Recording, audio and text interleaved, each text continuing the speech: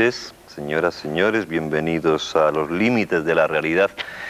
Un programa que no pretende dar miedo. ¿A ti te dio miedo? No, no te dio miedo. Un poquito. El del Poltergeist te dio miedo. Eso que se caían los cuadros y se ponían las televisiones, esto. ¿Pero lo viste aguantaste hasta el final o no? No, empecé a verlo. La parte del final creo que fue la que vi. No, o sea, que llegaste tarde a casa, a tu edad. Pues a ver, estas horas ya las tenemos que comprobarlo. No, no se trata de dar miedo a nadie, sino de intentar, pues ya se lo hemos dicho muchas veces, intentar explicarnos cosas pues que son difíciles de explicar, que tienen muchas explicaciones o que no tienen ninguna. Hoy vamos a tener 3 casos, como siempre.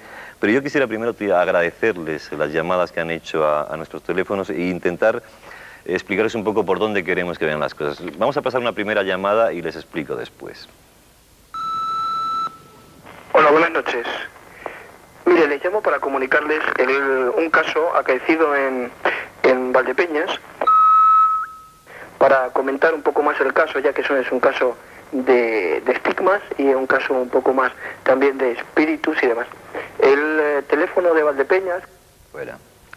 Teléfono de Valdepeñas fuera, el pitito lo hemos metido nosotros porque decía el nombre del que le ocurrían esas cosas y hay que guardar la intimidad, primero pedir los permisos correspondientes. Bueno, de eso se trata, de eso se trata.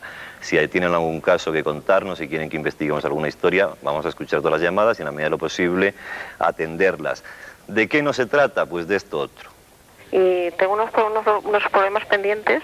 Me gustaría que, por ejemplo, me dijeran cómo me va a salir el carnet de conducir este mes, que me examino el día 28 de este mes. Nada, era solamente eso, gracias. Hasta luego. Pues mire usted, como le voy a hacer el carnet de conducir, aquí no tenemos adivinadores. ¿Alguien puede decir algo? ¿Tiene una intuición de cómo le va a salir el carnet de conducir, si va a aprobar o no? Yo creo que va a aprobar, porque estaba tranquila, se la veía que sabía lo de las señas. No, aquí no se trata de eso, no, esto no es un concurso de adivinaciones, ni un programa de adivinaciones, sino un programa que pretende, pues, divulgar cosas. Sobre todo eso vamos a hablar. Se lo adelanto ya en titulares y nos metemos ya en el primero de los 2 temas. Asesinada por amor, la bella Lucy vuelve noche tras noche a perturbar el sueño de los vivos.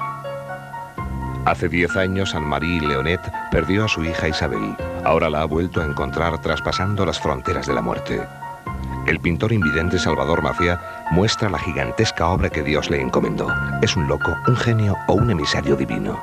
Pues ya nos metemos con un tema que va a ser el de más de miedo. De todos los que vamos a hablar de fantasmas, de apariciones misteriosas, hay que distinguir entre fantasmas, ectoplasmas, no sé qué. Bueno, luego hablaremos de todo esto. Les voy a recordar, eso sí, el apartado de correos al que tienen que dirigirse si nos quieren contar alguna historia. Es el 4700 de Madrid con el código postal 28083. Y el teléfono, en el que hay un contestador automático las 24 horas, el 91 de prefijo y el teléfono 586-9997. Al final del programa se lo repetiré, 586-9997, donde pueden dejar cualquier clase de mensajes. No nos pregunten si les va a tocar la lotería o si van a probar lo del carnet de conducir, porque no sabemos, gracias a Dios no lo sabemos. Si quieren dejar mensajes de otro tipo, pues lo pueden hacer. Incluso si hay alguien que se divierte dejando mensajes como este, yo estoy dispuesto a aceptarlo todo. Andrés Averasturi va a morir pronto, como siga así. Espero que esta amenaza salga por teléfono. Hasta la vista. O sea que va a morir pronto. Al principio decía que iba a morir, lo cual estaba seguro, que iba a morir pronto y era peor. Bien, pues mientras siga vivo, seguiremos aquí. Nos vamos con el caso del fantasma y luego hablamos. En el corazón de la Auvernia, dominado sobre las altas torres de la llanura de l'Allier, se alza desde hace 8 siglos el castillo de Bosch. Un castillo de leyenda donde ocurren cosas muy extrañas. Según cuenta la leyenda, en el siglo XVI, el dueño del castillo se enamoró perdidamente de una hermosa joven llamada Lucy. El hombre partió hacia la guerra y su esposa, para vengarse, mandó asesinar a la joven en la torre cuadrada. La leyenda también cuenta que desde entonces Lucy vuelve todas las noches al castillo. En la actualidad, el barón Ephrem Tagori de la Tour vive solo en el castillo. Su insomnio le lleva con frecuencia a recorrer los pasillos del castillo a horas avanzadas de la noche, pero no vaga sin destino. ¿A dónde va?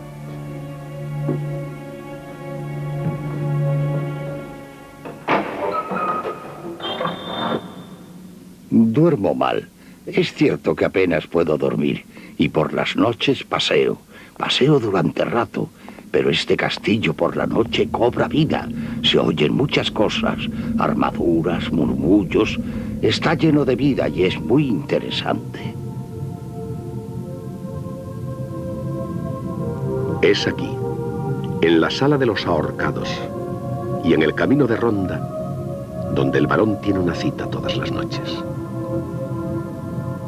Una cita misteriosa a la que no faltaría por nada del mundo.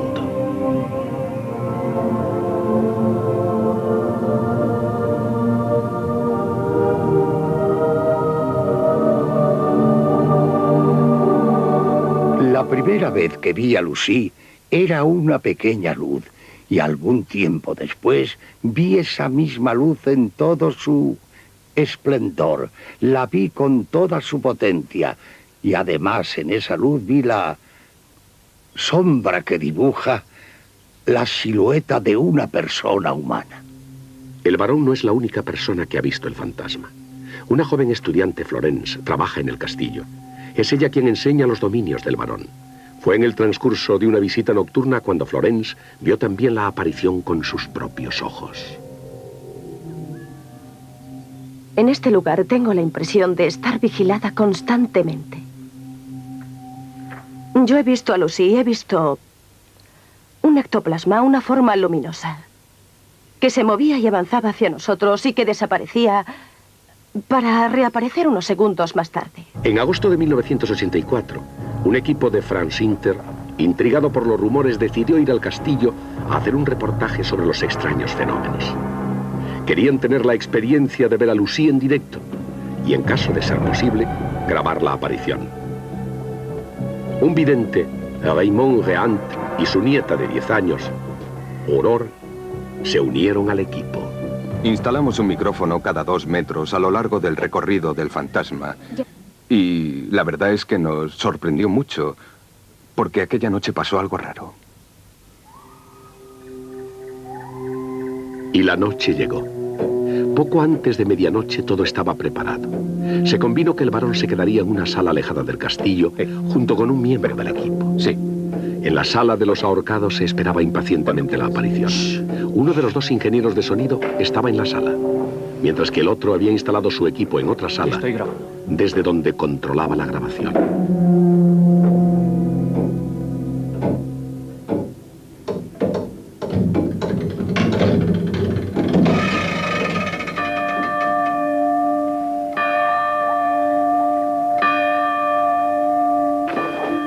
Ahí hay algo cerca de la ventana. ¿Lo ve alguien? Está creciendo. ¿Pero dónde? ¿En qué ventana? Ahí, al lado de la ventana, allí.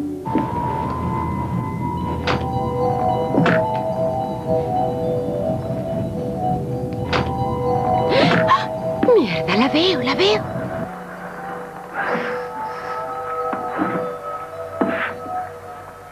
Lucy, ven. Lucy, ven aquí.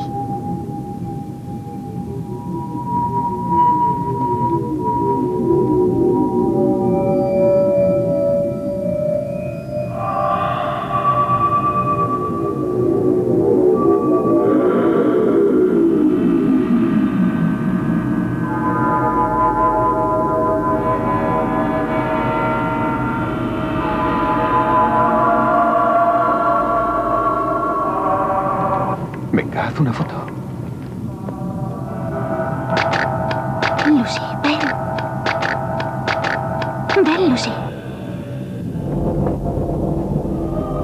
Abuelo, ponte a mi lado, tengo miedo.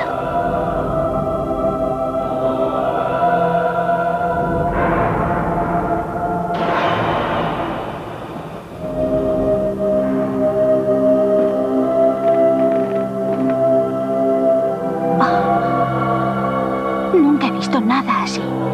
Miraba hacer aparecer su cuerpo.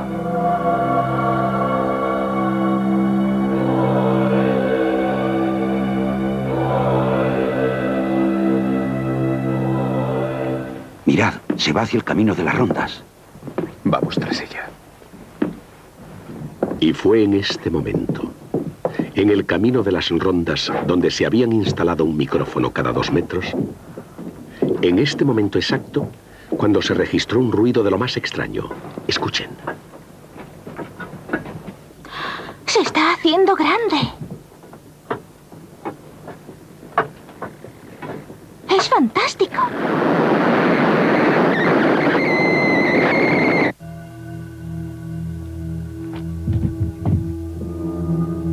Nunca he oído un ruido como ese, y menos aún en esas condiciones.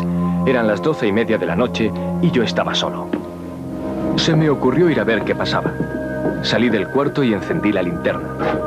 Yo esperaba encontrar a los demás de espaldas, pero me los encontré de cara. Entonces, me di cuenta de que el fenómeno estaba entre ellos y yo, y seguramente lo había atravesado. No creo que veamos nada más.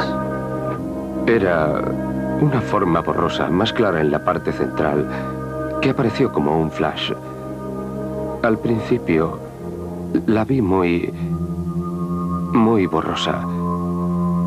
Y después despidió 2 o 3 flashes muy potentes. Y entonces ya no pude dudar de lo que estaba viendo. Ha sido la única vez en mi vida que he sido testigo de un fenómeno parecido. Y lo digo por una buena razón, porque las otras veces que he acudido a ver fenómenos similares, irracionales, siempre hemos encontrado una explicación. Pero en este caso nos vemos en la obligación de decir que hasta el momento no tenemos ninguna explicación para lo que pasó en ese castillo. De esta experiencia quedan 2 pruebas tangibles. Una foto tomada aquella noche y la grabación magnética de un sonido.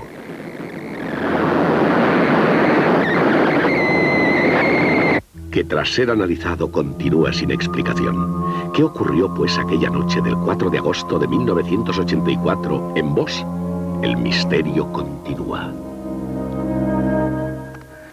Un misterio que para unos lo es y para otros no. Realmente es quizás el tema en el que más escéptico se plantea a la gente. Ángela Mora, parapsicóloga, Ángel Gordon, presidente de la Asociación de Parapsicología de Cataluña. Buenas noches. Muy buenas noches. ¿Los fantasmas existen? Sí. ¿Sí? La palabra fantasma quizá se habría de matizar, pero bueno, vamos a llamarle ectoplasma y quedaría... ¿Qué diferencia hay? De alguna forma el fantasma ha sido creado mucho por la literatura y entonces es una pequeña deformación. Entonces hay una diferencia entre lo que es un ectoplasma y lo que podría ser una fantasmogénesis. Entonces de alguna manera se habría de matizar. De alguna forma hay una cosa que está clara y es de que toda reacción que pueda haber, lo que podríamos llamar de fantasma, ectoplasma o fantasmogénesis, realmente es una telergia que de alguna manera... ¿Qué es una telergia? Bueno, la telergia es el desbordamiento de ese tipo de energía no conocida. No conocida, que para eso es un fenómeno paranormal, y que es capaz de provocar, dijéramos, en este caso, una condensación modelada. Y que además, en el caso que nos ocupa, como ha pasado en otros momentos, cuando esa condensación existe, o sea, es real, la gente se piensa de que el personaje, el sujeto, el fantasma en este caso, es el que es capaz, dijéramos, de formar su forma, su efigie. Y realmente los que montan de alguna manera o le ayudan a montar esa silueta son las mismas personas, a través de un fenómeno que se llama de psicobulia. Y entonces son capaces en ese momento de darle forma a esa especie de energía modelada, inconsistente, tenue, podríamos decir muchos adjetivos. ¿Hay fantasmas o no hay fantasmas así en cada esquina, en cada puerta, en cada casa? No, ojalá fuera tan sencillo. Estamos tan acostumbrados a tener programas, este es uno de los miedos que tengo, ¿no? Acostumbrados a tener programas de radio, de televisión, revistas, todo el mundo habla de fantasmas. Todo el mundo habla de fantasmas, de que aparece en su casa, pero no. Yo reconozco no, que en los hoteles no duermo con la luz encendida, te lo digo ya de entrada, me da un pánico horroroso. Pero si nunca te hacen nada. No, hay que perder ese miedo, porque para ellos es muy difícil el tener una comunicación con nosotros siempre que sea de una forma consciente. Después está los espectros. A mí sí me gusta llamar los fantasmas a los que de alguna forma tienen una voluntad de comunicarse contigo. Es muy difícil incluso para nosotros los parapsicólogos que vamos en su búsqueda y que nos vamos a sitios donde ya nos han dicho que aparece un fantasma a tal hora y que ponemos toda nuestra energía y vamos con medium y nos concentramos y estamos el caso este de Francia, por ejemplo, sería un caso bastante anómalo. Llegaron la primera noche y la primera noche con una suerte tremenda. ¿Y por qué aparece la niña, por ejemplo? ¿Es importante el tema de una cría? ¿Tiene más facilidad? Sí, bastante más. Sensibilidad de cada... Mayor sensibilidad. En algunos casos... sobre todo también, ¿no? Para las investigaciones, sobre todo, siempre se utiliza mucho el medium físico y el medium psíquico, que son diferentes, y de alguna manera cada uno actúa pues según en consonancia con la experimentación o el tipo de experimento que estás tratando. La verdad es que este país, que es rico en castillos, en palacios, yo no sé si tan rico en fantasmas, supongo que como el resto de Europa, porque algo tiene que ver la historia, yo no sé, esto de que las almas en pena me parece un poco terrible, me imagino que está más por la vía esa de esas energías que decís. Bueno, podríamos haber ido a cualquier sitio para hacer una especie de paralelismo, pero hemos cogido uno de los lugares más polémicos, donde se ha escrito más en los últimos años, donde... Bueno, tú pasaste 6 noches allí metida, sí, señor. Y algo notaste, donde llegó una noche al final, poco antes de que se empezaran las obras, que estoy refiriendo evidentemente al Palacio de Linares, que ya fue una especie de jubileo aquello, porque se abrieron las puertas, había gente patinando por los pasillos, con una falta de respeto, por lo menos de respeto, auténtica. Vamos a ver unas imágenes y voy a hablar con una compañera que estuvo aquella noche viviendo en el Palacio de Linares. ¿Esto qué era? Esto es el Palacio de Linares, por fuera. Este me parece que es... La casa de muñecas. La casa de muñecas, donde se suponía que la niña tocaba el piano y los vigilantes escuchaban el piano que tocaban. Este fue el equipo de Antena 3 que estuvimos allí. Este es una de las arañas, supongo que es del salón de baile. La verdad es que estaba bastante destrozado. Todo el palacio tiene un aire pues muy demoníaco, con unas pinturas muy extrañas y demás. Este es creo que es un pasillo, uno de los pasillos que lleva al salón de baile. Esta me parece que es el Palomar. No cuentes la historia. ¿Tú qué sentiste cuando te metiste allí? Pues mira, yo cuando llegué allí y vi, aquello era un puro cachondeo. Estaba la gente en la calle disfrazada de fantasmas, que en realidad fueron los únicos fantasmas que vimos. Este país es que muy poco serio. La gente estaba patinando por los pasillos, entonces bueno, pues rápidamente allí hubo que llamar a la policía llegó, supuestamente desalojó el palacio, y ahí entramos los intrépidos que íbamos a pasar la nochecita en cuestión. Íbamos cagados de miedo. Por lo menos yo iba cagada de miedo, con muchas ganas de que pasara algo, y cualquier ruidito, pues era como que allí iba a aparecer la Raimunda y toda la familia de la Raimunda. Bueno, pues montamos nuestra cámara, nos sentamos a esperar y allí no pasaba nada. Sí hubo una cosa que a mí me sorprendió, y esto lo tengo que decir y lo está comentando antes con él. Era el mes de abril, y en el mes de abril en Madrid pues hace más bien fresquito. Como aquí ahora. Como aquí, más o menos. Entonces, bueno, pues yo cuando llegué a mi casa para irme al Palacio de Linares, dije, me voy a coger un jersey gordo porque seguro que este sitio que lleva cerrado mucho tiempo y con esos murazos que debe tener y un sitio tan grande va a hacer un frío de no te menees. Yo me llevé el jersey y allí hacía un calor que no se podía soportar. ¿En todas las habitaciones? En todas las habitaciones. ¿Un calor raro o no? Era un calor que no era habitual, ni por el sitio, por lo grande que es el sitio, ni porque es un sitio que llevaba en aquel entonces mucho tiempo cerrado. Entonces, aquello sí dije, qué extraño que aquí haga este calor, porque estábamos como ahora, y era el mes de abril y en Madrid hacía frío. ¿Apareció Raimundo o no? Raimunda estaba de vacaciones, por desgracia. Yo, desde luego, no vi nada. Sí hubo bromas de, bueno, pues una escalera por la que cayó rodando una silla con los gritos de ¡ah! ¿Que alguien tiraría además o no? Era una broma, se nos cerró una puerta, era una broma de otro compañero, nada. ¿Pasaste miedo? Sí, fue un miedo espantoso. ¿Cuándo te fuiste? ¿A qué hora? Pues cuando amaneció.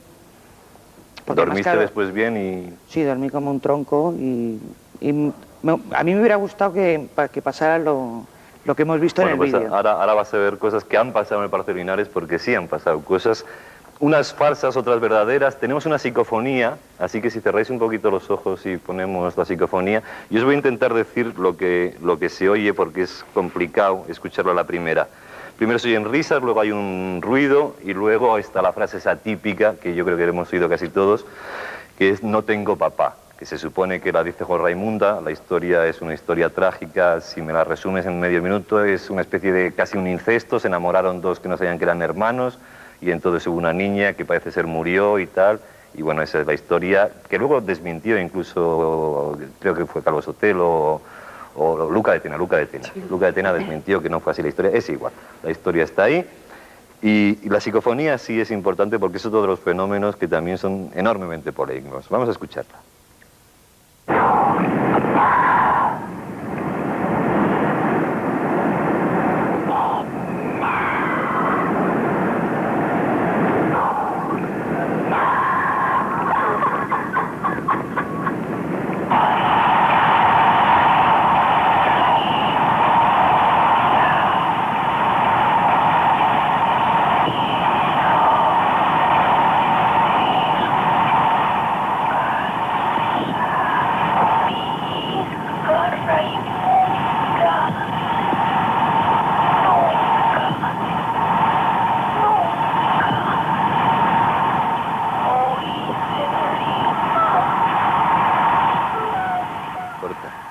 A mí esto me pone los pelos como escarpias. Yo no sé si será falsa o verdadera, pero... Mira, yo sobre lo que es la psicofonía llevo pues 22 años que la gente pues me trae, me dicen que sí son fantasmas. Vamos a decir primero que es una psicofonía. Se trata de poner un magnetofón, cualquier magnetofón en principio, con una cinta virgen, ponerlo en el rec play, eso, plum, para grabar, irse de allí en un sitio vacío y teóricamente algo se graba. Bueno, eso es una parte de psicofonía, que hay otras que se graban incluso sin poner... En parapsicología, dijéramos, entra dentro, en lo que es parapsicología científica, que sobre todo se estudia en Estados Unidos, entra dentro de los fenómenos parafísicos y concretamente en los parafónicos.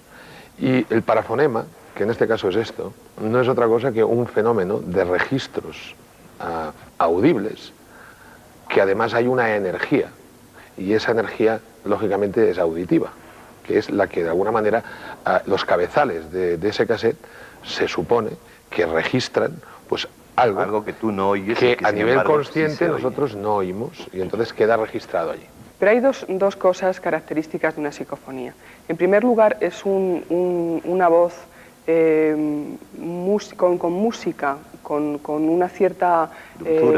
sí, es como una combinación energética que por medio de una especie de música modula una frase. Pero además son sonidos... es un sonido fluctuante. En ningún momento se puede coger una psicofonía tan larga. No tengo papá, mi hija está sola, no sé qué, no sé cuánto, sino que Raimundo estaba ese día hay muchísimos altibajos en una psicofonía.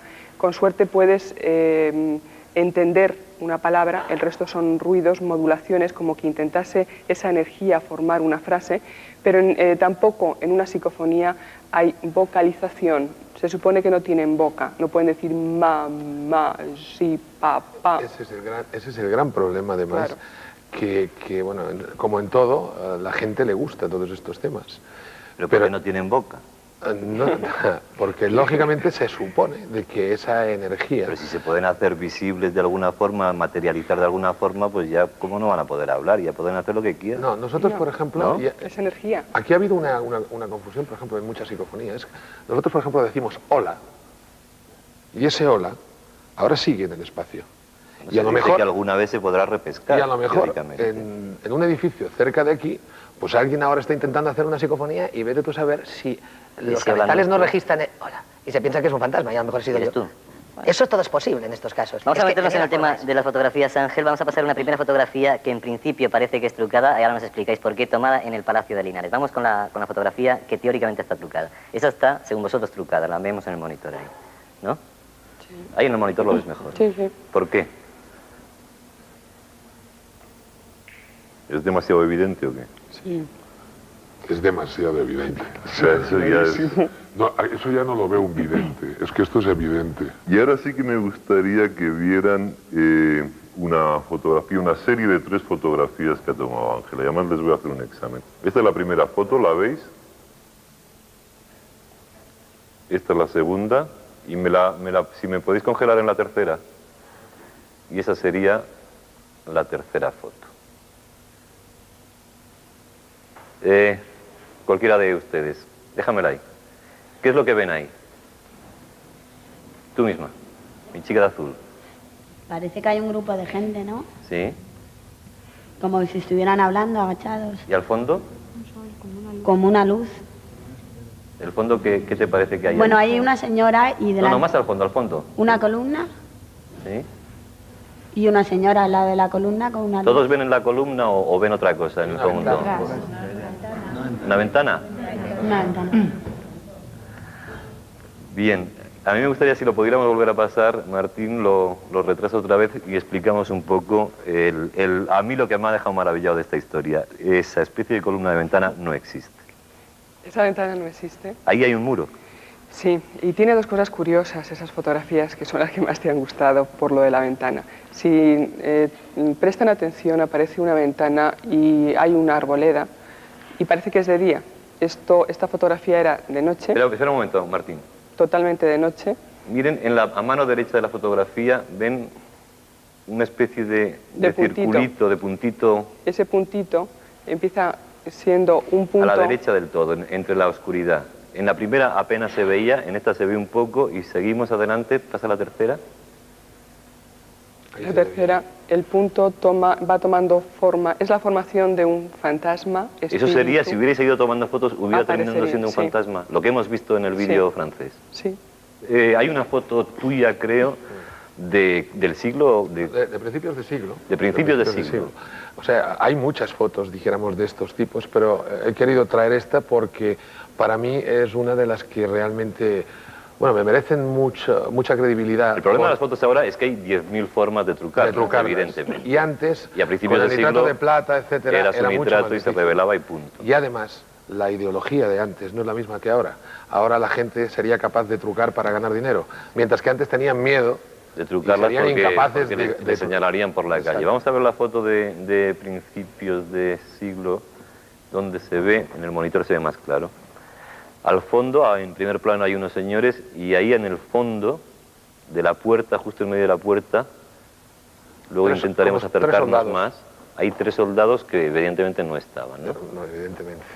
Vamos a terminar con una foto que es inédita, una foto tuya, que a mí me resultó complicado verla, luego sí la he visto con un dibujo y vamos a intentar que la vean todos los... Es del Palacio de Linares. Es del Palacio de Linares. Entonces vamos a avisar un poco, ahí lo estamos viendo. La he guardado mucho tiempo. Y sería, a mano izquierda aparece, bueno, una señora en primer plano, ¿no? Sí. Y ahí a mano izquierda de la pantalla, según se mira, hay una especie de sombra que luego vamos a intentar siluetear y verán que es como una especie de señor antiguo con chorreras y unas sombreras, como inclinado y escribiendo una cosa. Es un señor sentado en su escritorio, se le ve perfectamente, es una imagen translúcida, a través de él se ve el resto de la habitación.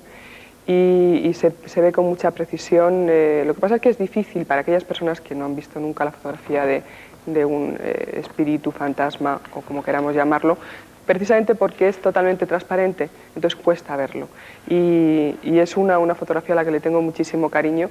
Después de tirar muchas, tuve la gran suerte de que apareciera una silueta tan clara en una de ellas, porque no es fácil. Bien, pues aquí nos quedamos, quedan abiertas todas las hipótesis, como siempre cada cual que crea lo que quiera, que de eso se trata. Pasamos a publicidad y dentro de unos segundos volvemos con vosotros. Hasta ahora.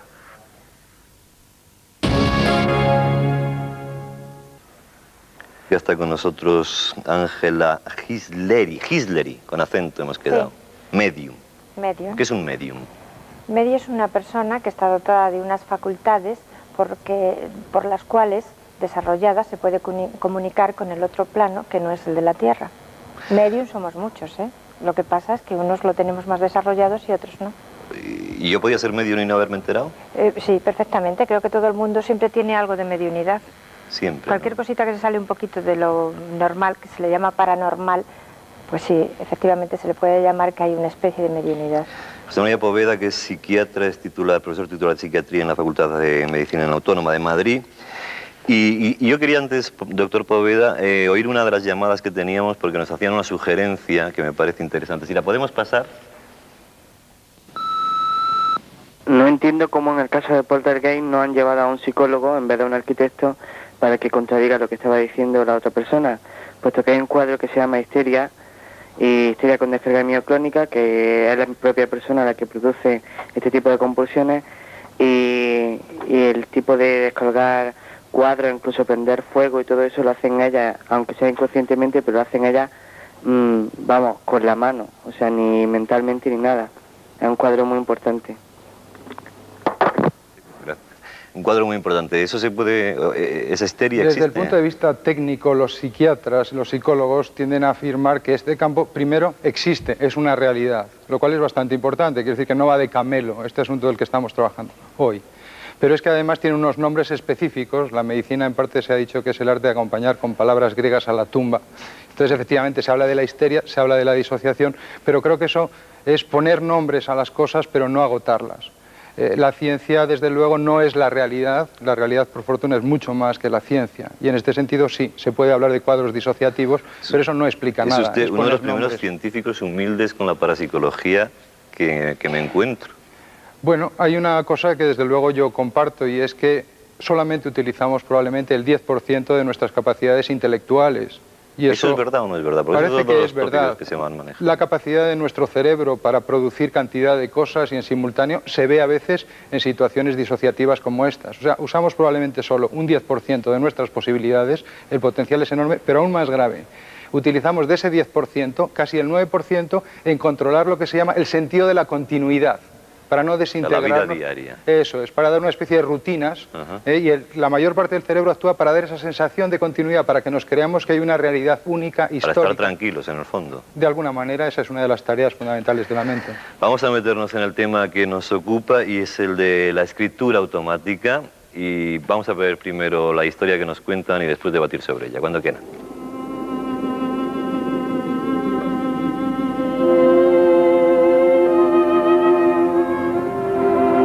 Hace ahora 10 años, Anne-Marie Lionnet perdió a su hija única Isabel, que murió de leucemia a los 16 años. Tras años de negarse a aceptar su muerte, de dolor y de duda, llegó el tiempo del apaciguamiento y de la serenidad. Porque aquí, a pesar de las apariencias, han cambiado muchas cosas. Aunque el piano de Isabel siga en el mismo sitio, con su última partitura interpretada en el atril. Cuando Isabel se fue, yo estuve durante un tiempo viviendo en un estado fuera de la realidad, hasta que un día me desperté y fue algo horrible porque me di cuenta de que mi hija se había ido de verdad y no volvería jamás. Eso significó la desesperación total, la rebeldía y todo lo que se puedan imaginar. Duró mucho tiempo y yo sufría terriblemente, porque perder a tu única hija de 16 años es monstruoso. Bueno, quiero decir que para mí al principio fue algo monstruoso.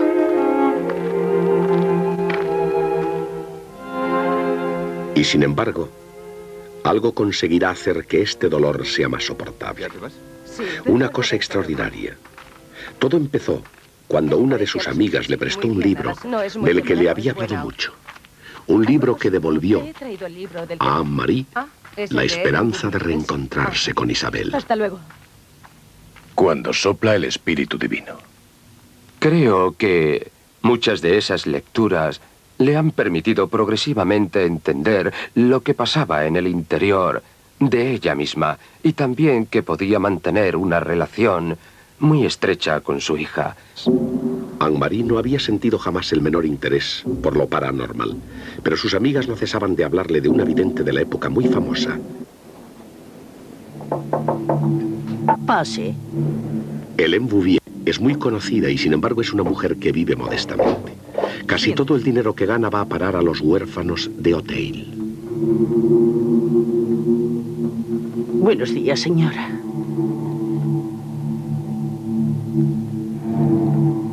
Sé por qué ha venido a verme. Ha perdido a alguien muy querido. Empezó a hablarme y a hablarme. Me habló durante 2 horas. Me habló de Isabel, me dijo, su hija todavía no se ha liberado. La verdad es que la primera vez no entendí qué me quería decir. Pero me dijo que en mi casa encontraría signos de que mi hija quería comunicarse conmigo por el medio que fuera. Quería contactar. Me dijo que en casa tenía una fotografía enmarcada colocada sobre una mesita. Un día, esa foto caerá cara abajo. Será la señal de la presencia de su hija.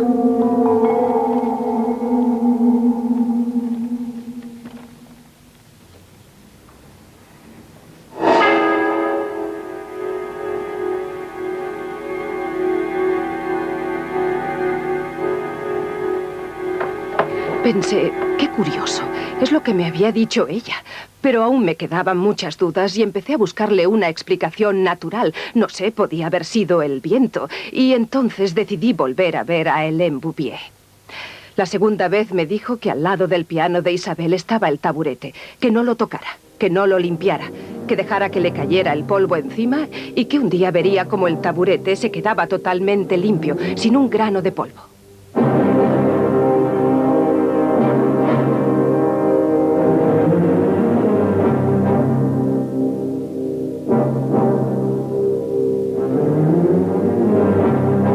Su hija intenta desesperadamente establecer comunicación con usted. Me dijo que por la noche, cuando estuviera tranquila, cogiera un lápiz y una hoja, dejara la mano muy libre y ya vería cómo mi hija se manifestaría. Así, tarde tras tarde, Anne-Marie se sentaba en una mesa y esperaba. Esperaba un mensaje de su hija.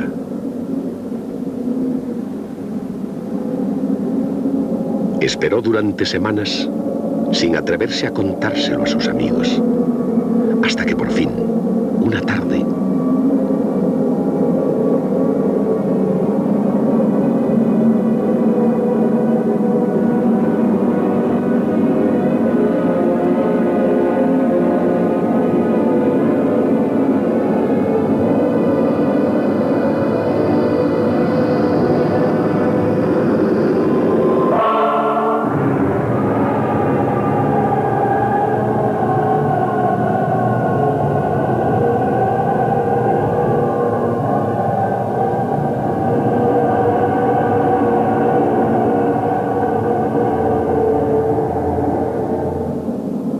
No me atreví a comentarlo con nadie, porque me decía a mí misma que debía ser mi subconsciente, o tal vez mi consciente, o quizá el deseo de ver a Isabel. Por eso pedí a la gente que me rodeaba que si me veían con un comportamiento extraño, que me lo dijeran, porque tenía miedo de volverme completamente loca. ¿Qué le trae por aquí? Verá, Nunca he creído que Madame Lyonnet estuviera loca, porque en su discurso no había ningún indicio de locura. Lo que yo vi solo era una persona que estaba agarrada a su dolor. Pero poco a poco, tras 2 años de dudas, Anne-Marie queda totalmente convencida. Los mensajes se multiplican y son cada vez más precisos. Las palabras titubeantes del principio dan paso a frases completas y cargadas de sentido. Con el tiempo las cartas evolucionan. Ya no están dirigidas únicamente a Anne-Marie, sino que encierran toda una actitud filosófica y espiritual. No creo en eso. Además, no podría creerlo. No hay prueba alguna de que esas cartas hayan sido dictadas por su hija. El problema se presenta cuando la gente sufre por su pasado personal o por un determinado presente. En ese momento intentan encontrar lo que han sido y encontrar a los seres que han querido en el pasado. Más adelante, Anne-Marie Lyonnet publicó un segundo libro y recibe numerosas cartas en las que se le pide hacer preguntas a Isabel. Las cartas tienen respuesta, pero ¿quién da realmente las respuestas? ¿Estos mensajes vienen desde el más allá?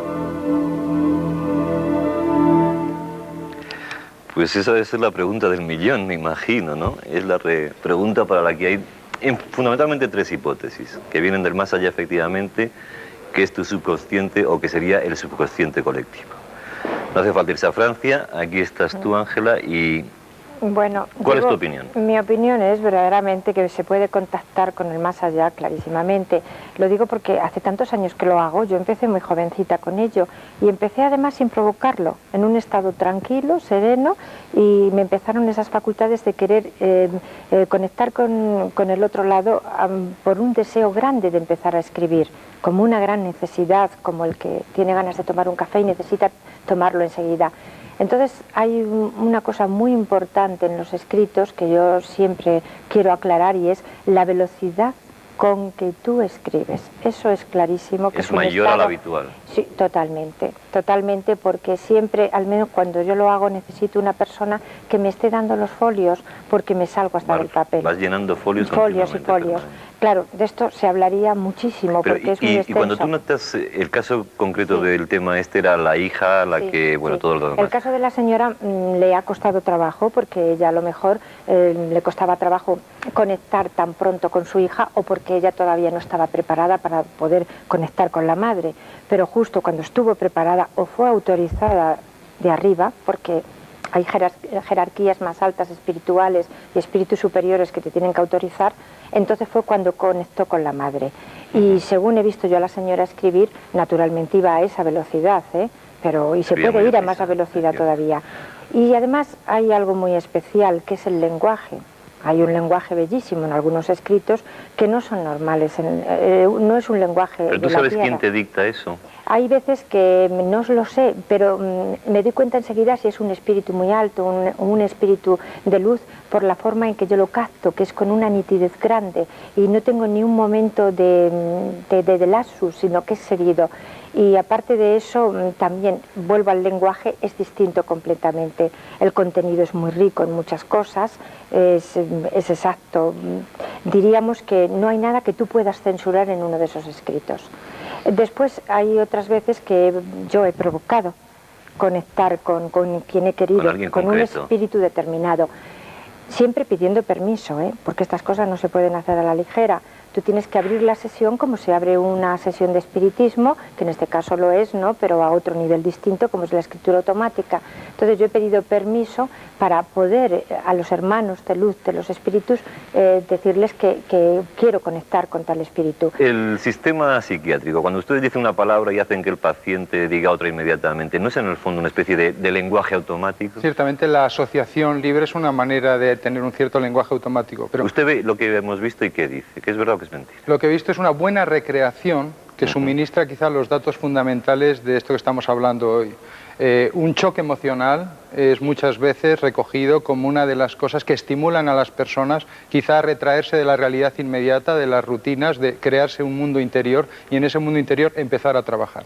¿Alguien dijo que se había escrito el Corán con escritura automática? Podría serlo perfectamente, porque por ejemplo se habla de que las personas con un problema emocional o incluso con un problema de orden epiléptico, como era el caso del que describió esto, tenían más capacidad para abstraerse del mundo exterior y alcanzar este automatismo, en el cual lo curioso es que hay un grado de inspiración, pero en el cual la diferencia cuando se habla de estar inspirado y cuando se habla de estar produciendo escritura automática es que el inspirado sabe por dónde van los tiros y qué es lo que viene después.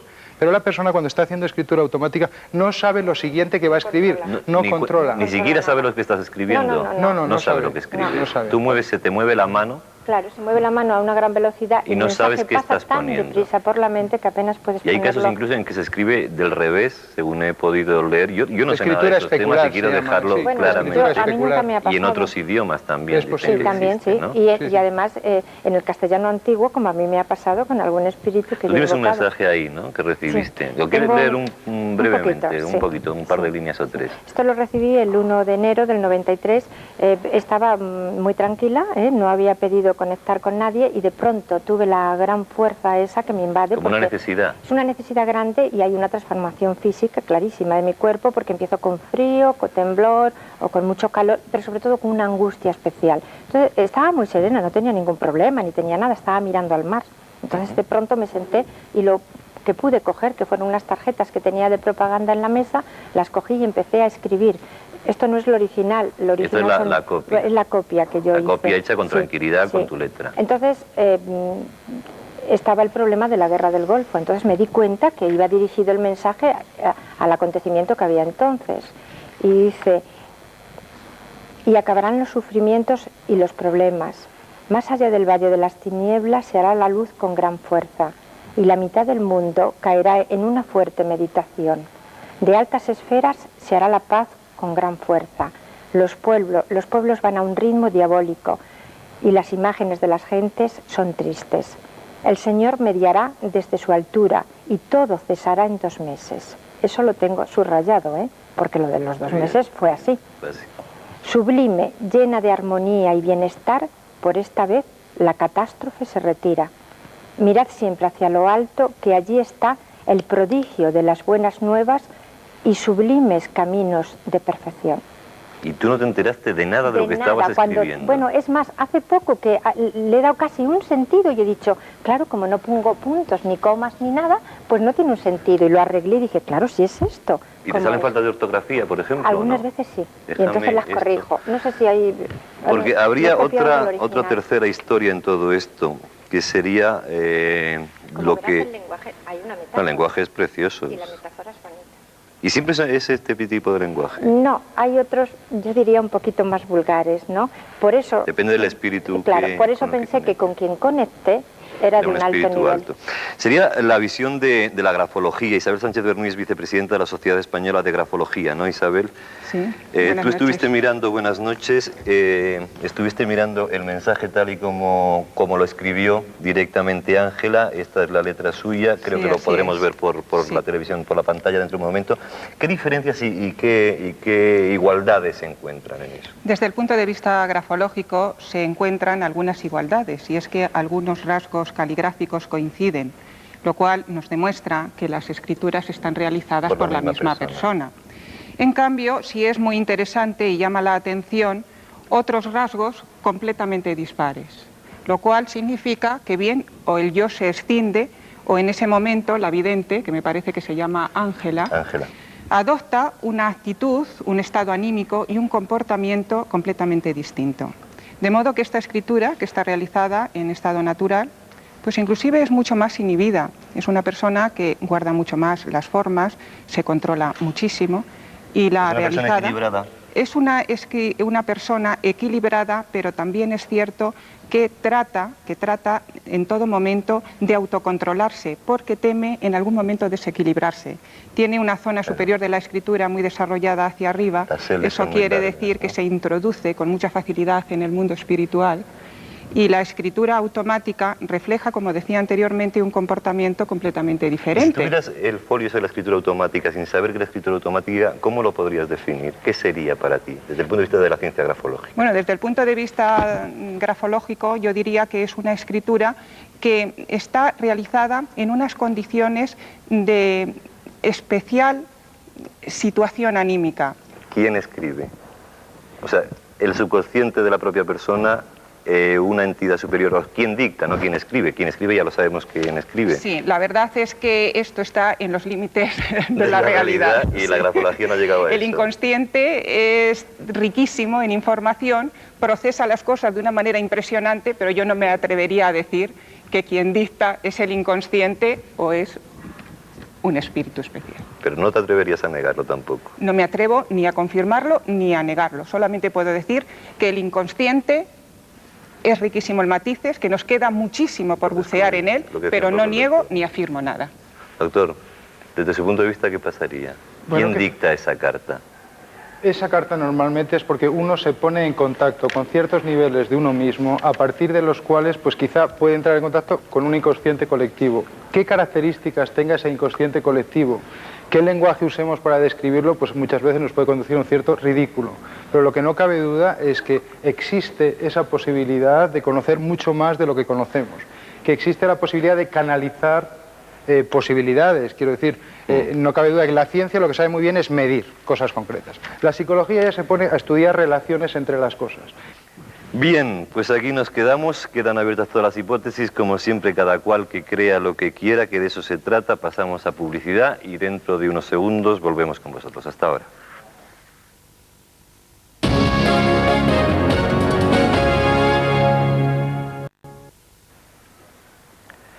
A mí me gustaría insistir una vez más en que este no es un programa normal, pero tampoco es paranormal. No es mal porque el público no aplaude, gracias a Dios, sino que está aquí a lo que está. Pero tampoco es paranormal. Esta es una historia que intentamos contar. Y en este caso lo que vamos a ver, y no les adelanto nada, es la historia de un hombre. Punto. Después de verla ustedes opinarán. Callosa del Segura, Alicante. Salvador Macià Olmos, 79 años. Este hombre, impulsado por la fe, vive dedicado a Dios y consagrado a desarrollar una colosal obra pictórica por encargo divino, a pesar de su edad y de carecer de visión para ello. Así ve Salvador.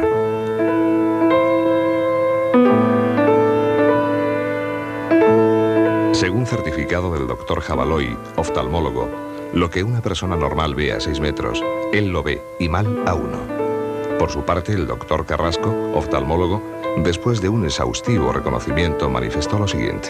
Salvador Macià, paciente que presenta unas degeneraciones maculares, a consecuencia de las cuales tiene una visión equiparable a un 10% en ambos ojos, y a consecuencia de la cual su visión central la tiene totalmente abolida. pero sin embargo se ayuda con su retina periférica para conseguir ir eliminando las siluetas, ir viendo la silueta sin salirse de un tema, ya que su pintura no pinta lo que ve, sino lo que piensa.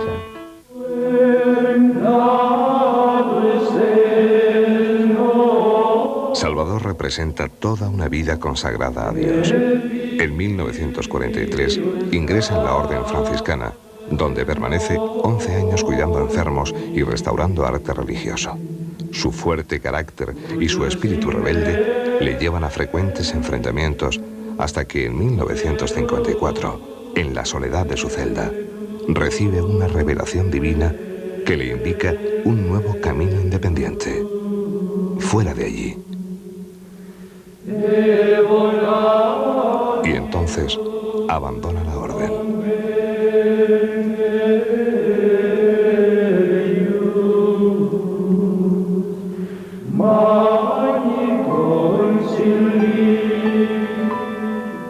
Un año después, en 1955, se casa con Encarnación, una mujer 18 años mayor que él y que también vive solo para lo espiritual. Así transcurren 15 años fundidos en una intensa comunión mística. En 1970, Encarna enferma gravemente y queda postrada en una silla de ruedas, pero esto les unirá aún más, ya para siempre. En 1973 muere Encarnación.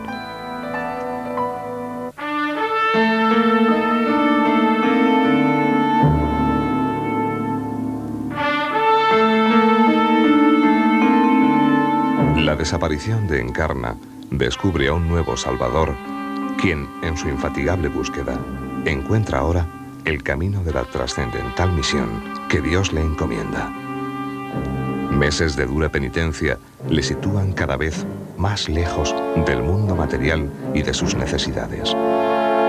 Imágenes de Salvador como estas le hacen famoso en la comarca, pero no es este el fin que él se propone.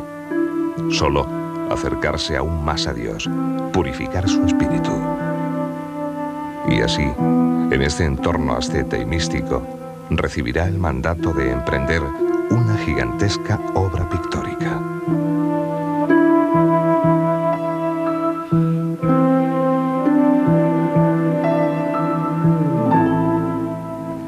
Solamente Dios puede jugar a estas cosas, ¿no? A lo mejor quién sabe el día de mañana si debemos sobre el altar y quién sabe. Insólito, ¿no? ¿Quién sabe? Y es una cosa misteriosa. Pero en fin, las cosas de Dios son incomprensibles. Su obra totaliza más de 5.000 cuadros. De ellos, ha realizado 131 de la Virgen en un mes, 52 Santos Padres en 3 jornadas y ha pintado 720 sobre diferentes temas en un año. Todo ello y tan enorme capacidad sin poder ver lo que pinta, pintando lo que piensa, lo que su mente concibe. Vive de la caridad. No ha vendido ni venderá ni uno solo de sus más de 5.000 cuadros.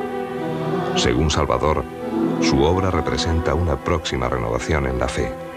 Y cuando llegue ese momento, cada uno de estos miles de cuadros será enviado a un lugar distinto del planeta, tal y como le ha sido encomendado por Dios.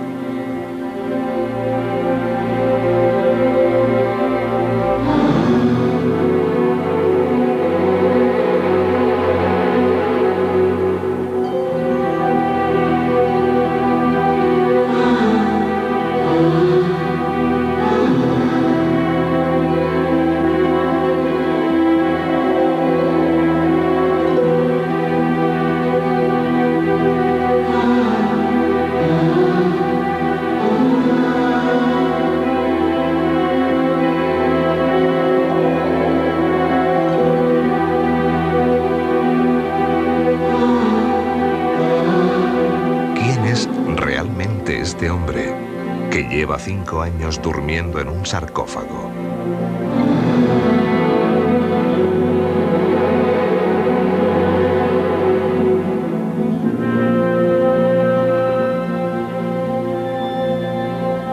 ¿Un loco genial? ¿Un fenómeno inexplicable? ¿Un elegido de Dios? Salvador, ¿quién es usted realmente? Contésteme.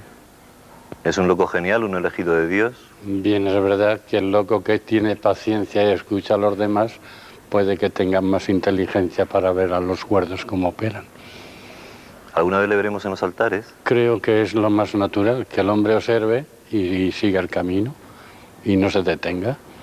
Esa es la opinión que tengo yo. ¿Cuántas veces le han llamado loco, iluminado? Pues no puedo contarlas porque es infinitas, porque yo siempre que he tenido que hacer algo en relación con la llamada que Dios me da, es para buscar el contacto del amor y no los juicios que se puedan formular.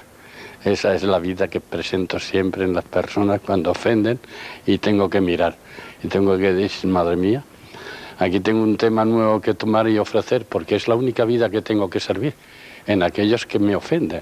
Y son los que más me agradan para después cuando vienen a mí y me dicen, Salvador, digo, no es necesario que hables porque ya lo sé, todo cuanto piensas en lo que tú has dicho. Esa es la relación que existe en mí. Nunca jamás pensaré tomar represalias con aquel que no sabe lo que hace, sino todo lo contrario. ¿Y por qué tiene ese aspecto? ¿Por qué se deja la barba? ¿Por qué se pone porque de blanco? Porque es una manifestación de Dios y es pues, precisamente en Valencia. Cuando yo al principio creció la barba con tanta rapidez, yo me extrañaba, pero luego cuando yo era muy aficionado al baño del mar, que me gustaba mucho, cuando entré una de las veces dije, si me quito la barba, pues haré las cosas quizás más igual, pero a lo mejor mejor para mí. Y lo hice. Y en ese momento que entré y me afeité la barba, desde ese momento perdí el contacto del amor con que antes vivía. Y entonces comprendí que la llamada era ser lo que tenía que ser, que es lo que estoy siendo ahora. Y en cuanto a las cosas del hábito y las demás cosas están relacionadas por la misma convivencia de espíritu. ¿Echa de menos a los franciscanos, Salvador? ¿Echa de menos su vida entre los franciscanos? No, al contrario. Es para rogar y pedir para que Dios los ilumine y sepan cumplir como todos queremos a veces y no podemos porque ignoramos muchas cosas. Este cuadro que hemos traído desde su estudio, desde su nave, y que me decía usted que era el más importante de todos. ¿Por qué? Es imposible poder explicar el contenido total, pero en 2 palabras voy a decir lo que significa para mí y para las almas que desean caminar con seguridad. El Antiguo Testamento está ahí a la derecha y es cuando Moisés está, pero no voy a relatar todo eso porque sería largo. Eso es el Antiguo Testamento, pero ahí está aquí a la derecha el Nuevo Testamento, que es la venida de Jesucristo a las almas humanas para que sepan el camino y directamente para lo perfecto, no lo imperfecto. Cuando esto ha defraudado a muchas almas porque no han comprendido, han hecho uso de esta obra que Dios les dio, modificando las cosas a su manera, pero no en el espíritu que Dios les pidió. ¿Por qué duerme en un sarcófago? No, el sarcófago es lo segundo. Antes dormí en la cruz 7 años. ¿Sobre una cruz? En la cruz que tengo allí. Sí, sí. No se manifestó nada, pero es la máxima perfección del alma que sirve a Dios. Estar crucificado por amor. Y ese amor no siente dolor porque es amor. Y cuando es de Dios aún mejor. Y yo en esa cruz tenía por costumbre a las 3 de la madrugada, era como un reloj, como que tocan y dice despierta. Porque yo dormía, pero en una convivencia más estática que viviente en la forma de la obra del mundo. Entonces esto ocurrió. ¿Qué años tiene? 79, en mayo los cumplí. Vamos a hablar un poco al margen de todo esto. José María Mohino de la Torre es un médico geriatra especializado en el Alzheimer, que es un mal que está azotando ahora mismo el mundo. ¿Por qué un hombre a esta edad es capaz de hacer esa obra que tiene que hacer? Bueno, pues desde el punto de vista médico y prescindiendo de las creencias o las no creencias. Sí, vamos, yo creo que aquí hay que transmitir un mensaje o una lectura positiva sobre el envejecimiento. Lo que está claro es que el envejecimiento no es un dictado de la providencia que uno asuma o deba asumir pasivamente. Hay que saber envejecer. O sea, quiero decir que Salvador es un ejemplo típico de que la edad cronológica no solamente es un cambio corporal, sino que es una serie de vivencias y experiencias vividas durante toda su vida. Y la edad cronológica, por supuesto, no es una medida de envejecimiento. ni tampoco es una medida es unas distintas, digamos, patrones de envejecimiento. O sea, quiero decir que las personas envejecen según viven. Y como Salvador es un ejemplo típico. Yo no podría envejecer nunca como Salvador porque no he vivido como él. Y sin embargo hay casos en la historia, y podemos hablar pues de Andrés Segovia, con 80 y tantos años dando conciertos, pues de Nicanor Zabaleta, de Picasso, de Adenauer, que a los 80 años era canciller de Alemania. O sea, que quiero decir que el envejecimiento es una cosa que influye mucho en tu historia vivida. Yo en el centro mío tengo un tallista en madera, y la verdad es que aunque tiene una facultad deteriorada, está obsesionado con su labor y con su trabajo. Y tiene 84 años. Y sin duda un estímulo importante sería el de la fe, ¿no? Evidentemente, que sería el caso de Salvador, lo crean o no. Envejecimiento desde un punto positivo como tiene que ser. Nosotros hemos pasado por alto un poco algo que hemos dicho, y era el problema de visión que tenía Salvador, que le afectaba un 10%, tiene un 10% más o menos de lo del resto de la gente. Pero César Delgado no ve absolutamente nada y es pintor. Eso, aparte, evidentemente en tu caso no es inspiración divina. Supongo que son técnicas que se aprenden y luego una especie de ilusión y de fuerza y de querer hacer lo que uno quiere hacer, ¿no? Bueno, yo siento quizás decepcionar, ¿no? Porque lo mío, por supuesto, no es extrasensorial, ni es paranormal, ni es sobrenatural, ni es llovido por inspiración del Altísimo. Quizás sea lo contrario, más bien del demonio como símbolo representante que se revela contra el poder establecido de la omnipotencia divina, ¿no? Es decir, contra todo lo que está ya configurado y que no admite enmienda, ¿no? En este caso yo me rebelo contra ese establecimiento, ¿no? Efectivamente, conozco muchos casos, no solamente uno, que con un 10% de visión, conozco compañeros afiliados a la ONCE, que son artistas, son pintores con un 10% de visión y quizás con menos, ¿no? Porque no consiste nada más que en amplificar esa visión con métodos auxiliares técnicos, es decir, con lupas, con focos, etcétera, y se puede amplificar hasta un 500% esa capacidad de visión. Yo no veo nada, pero eso tampoco es milagroso, o sea, yo puedo explicar que es... Milagroso, a mí me parece increíble. No, es quizás... es producto de la investigación, del estudio y del esfuerzo. Es decir, no hay nada más que aprender una serie de técnicas, usar una cantidad de herramientas y de útiles que le hacen a uno posible poderse expresar en la plástica y en el color en pintura desde la ceguera total. Se puede hacer. Estamos viendo algunos de los cuadros o vamos a ver tuyos. ¿Hay una frustración cuando tú no ves tu propia obra? Quiero decir, ¿hay una especie de insatisfacción? Sí, quizás. Bueno, una obra de arte tiene tres aspectos fundamentales. Uno es el de la concepción, es decir, la idea que se tiene a través de unas experiencias sensibles que ha habido anteriormente y luego mediante la conciencia se convierte en idea y después, posteriormente, la plasmación en la obra corpórea y sustancial, algo tangible o algo que se puede plasmar en color y en luz, ¿no? O sea, eso es lo que se llama la concepción de la obra. Después viene lo que es la plasmación, es decir, la proyección, el estar construyéndola, ¿no? Y después viene otra faceta dentro de la obra de arte que es la retroyección, es decir, que la obra te habla y te produce una reacción, un estadio anímico en la contemplación de lo que tú mismo has hecho. Esa sea quizás la parte que a mí me falta, la retroyección, es decir, la obra no vuelve sobre mí, sobre todo la obra pictórica, porque yo no la puedo contemplar. ¿Y tienes alguien que te diga esto te ha salido bien, esto te ha salido mal? ¿Te fías o cuando has terminado un cuadro sabes tú? Yo he procurado educar, por ejemplo, a mis hijos, concretamente, ya ha venido una hija mía, en lo que son mis principios de la estética y desde luego me fío mío mucho de cuáles son sus impresiones visuales, ¿no? Bueno, yo la verdad es que hay que rendirse ante esta gente, ¿no? Porque aparte de que sea técnicas y todo lo que quieras, aparte de la inspiración divina, a mí me parece que la fuerza de voluntad, es decir, la fuerza de querer hacer lo que uno tiene que hacer, eso es fundamental, ¿no, doctor? Fundamental. Totalmente. Da igual que lo mueva la fe o que lo mueva la vocación, ¿no? Exactamente. Yo creo que dos personas de la misma edad, en el mismo trabajo, que se jubilen a los dos a la vez, uno puede estar deseando jubilarse, porque jubilación viene de júbilo, y para hacer cosas, hobbies, viajar, leer y ponerse un poco, no sé, hacer cosas que no ha podido hacer nunca. Y otra persona a lo mejor se queda como aislada, que ya no tiene nada que hacer, que está fracasada. Entonces, la diferencia de ese enfoque es fundamental a la hora de envejecimiento.